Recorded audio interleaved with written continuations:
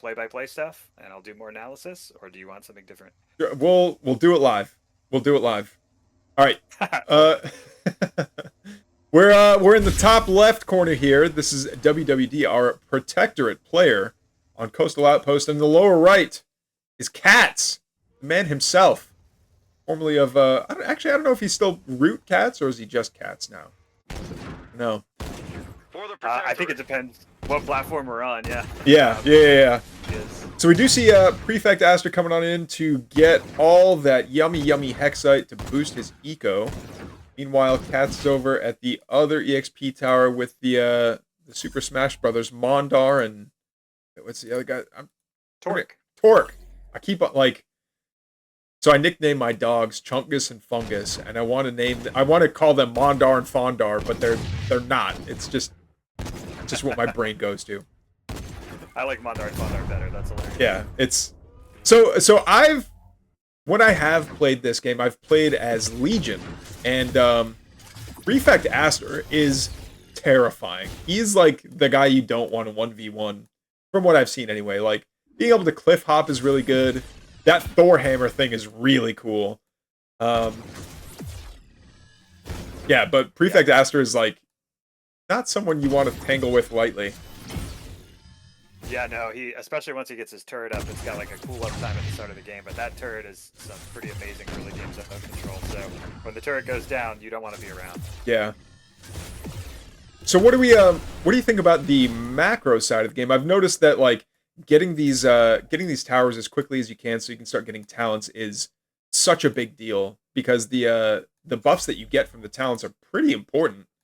And once you start taking a lead on talents, you have like a little bit more room to not have like equal supply. You're not as dependent on having the same combat power.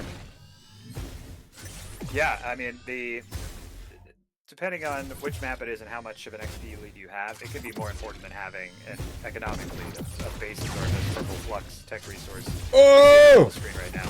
So on this map, there's 4 towers. Each tower gives you XP. So if you can take all 4 towers, you can get way ahead. It's kind of like being, if you're a StarCraft or Warcraft player, it's like being up several sets of upgrades as you get up several levels in talents. And you can see, like, right now we're level 1 to level 1. WWD hasn't even taken his talent. He's too busy fighting, and CatZ took improved veterancy there, so his units will rank up faster the more units they kill. There we go. And these are both really high-level players. They've been playing a ton during the Next Fest demo, which is when this replay came from. And they've both been keeping up with the meta. One of them going Valkaru, looks like CatZ being Valkaru, and WWD choosing the Moran mercenaries there with those sharpshooters with their cone attack, kind of like liberators on the ground. Yeah. So it's an interesting differentiation. I've seen a lot of spirited discussion, to put it nicely, about some of these long range, like sieged up units that are just pretty brutal if you stay in their cone of fire. But I really like the idea of a cone of fire instead of like, here's a circle that you don't get to walk in. They're still like pretty good, and they should be, because if you have to like keep them stationary, then you have to trade that lack of mobility for firepower. But it's there's a lot of people that are saying like, man, throwing those down on a choke or on a ramp or something like that, trying to assault up into these not commandos. There was some sniper that I saw got a lot of attention that people just did not like to fight against. Yeah, there's the Corsair mercenaries have dread snipers that are like 20 range, which is just like double commando range. Yeah. And they're tough. And then these sharpshooters with their cone attack up a hill, especially if you get range improvements from talents there at level 4, they just get crazy. And you can see WWD is really leaning heavily into them. They also work really well with the Moran Tavern, which we can see just north of the screen here. Going by, it is a building, and buildings block shots at ZeroSpace from enemies. So if you have those guys behind that tavern, the enemy kind of has to get around it to hit you. So it adds another layer of difficulty for the enemy to assault those snipers. But if they can get on top of you, the sharpshooters are slow and sieged up. So like you said, they got to be strong in their siege. Yeah, I really like that too as a counter between like well, you can build your own cover, but it didn't really make sense lore-wise. Like, why can these units shoot through structures? That felt very strange sometimes.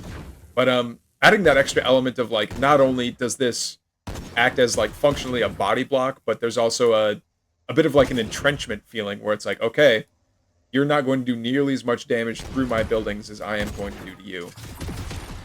Yeah, I mean, that's across the board in ZeroSpace. All buildings will block shots, but that one being mobile makes a big difference. And, oh, wow, he's got quite a range. They're going right into the cone. I'm not sure CatZ should be doing this. He's losing a lot into those cones, but he has to take out these sharpshooters. I think he figures he just has enough to muscle his way through all those sharpshooters and say, get out of here, WWE. It's my base. Yeah. And I've tried to track this every time that it's happened, but every time he does his little Thor hammer throw, the hammer goes to the other brother, right? Is that correct? That's exactly right. Yep. You that can is send it really far. So cool. That is so cool. WWE equalizing with that ability off the tavern. It costs a lot of top bar energy, which they're using for these shields. But he just launched and hit all of those commandos of CatZ. I think he was losing the game at that moment until then, and then he just equalized the supply in that one barrage. Yeah, that's like a lot to. Oh no, I'm sorry if you guys heard the Zelda. Hey, listen, that's just what I used to keep track of, like who's chatting and stuff. But is like that's such like a. It almost feels like a Super Smash Brothers like ability where like one of the brothers will toss a weapon to the other brother. It's extremely cool. I like that a lot more than What I shouldn't say more, but it's nice to see that heroes have like really evolved since Warcraft 3, where it's like, all right, here's your tanky guy, here's your spell vamp guy, here's your spellcaster kind of thing. Now, I know like how heroes work has been a pretty big discussion ever since like a lot of like indie RTS developers have shown up on the scene. I know a lot of people liked heroes that leveled up and they got experience, but this is a little bit different because of the kind of like the faction experience and how that works. How do you feel about like heroes that don't really like get new abilities or their stats only change with like the faction? Would you call that faction experience? Is there like an in-game term for that? Yeah, I mean, we just call it XP or experience, yep, that you get from these towers. Yeah, okay. I mean, I appreciate that we didn't go full Warcraft 3, of course, because the armies still matter a lot and more than the heroes in the end. Heroes are kind of the equivalent of like a, tier 2 spellcaster most of the game. Yeah. The exception is kind of the Legion, because you can upgrade their heroes and they can go crazy.